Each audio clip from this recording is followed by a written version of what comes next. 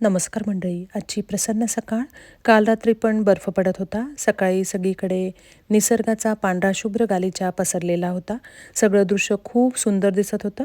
बाहेर भरपूर थंड होतं. सकाळी देवाची पूजा केली. आज श्री गजानन महाराजांचा प्रकट दिन होता, त्यामुळे गजानन महाराजांचं पारायण केलं. नित्यसेवेचं सगळं वाचन केलं. मनोभावे देवाची पूजा केली, आरती केली. श्री गजानन महाराजांनी भक्तांना आपल्या कृतीतून साधेपणा, सत्य, प्रेम आणि करुणा घेऊन दररोजचे जीवन कसे जगावे हे शिकवलं. आपल्या बोलण्यात, आपल्या वागण्यात सदैव मेळ असावा. प्रपंच करत असताना आपण परमार्थ सुद्धा करावा.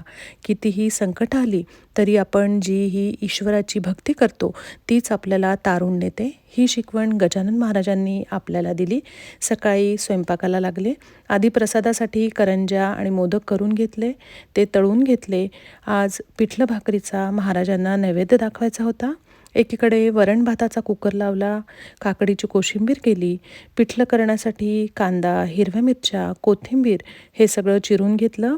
लसूण आणि मिरचीचं वाटण तयार करून घेतलं. बेसनाचं पीठ भिजवून त्यामध्ये तिखट, हळद, धनेपूड टाकली. चवीनुसार मीठ घातलं आणि कढईमध्ये तेल गरम करून तेलामध्ये हिंग, जिरे, मोहरी घातली. हिरव्या मिरच्या, कांदा घातला आणि कांदा छान परतून घेतला.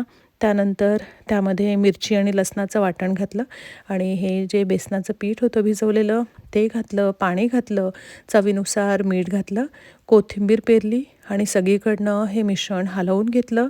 हे बेसनाचं पिठलं मंद आचेवर शिजू दिलं.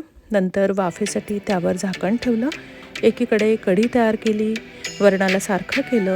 नंतर ज्वारीच्या भाकरी करायला घेतल्या, ज्वारीच्या भाकरी केल्या. महाराजांसाठी नैवेद्य वाढला. मिस्टरांनी आरतीची तयारी केली. नंतर नैवेद्य दाखवून त्यांनी आरती केली. आम्ही सगळ्यांनी जेवणं केली. स्वयंपाकघर जेवल्यानंतर छान सगळं आवरून घेतलं.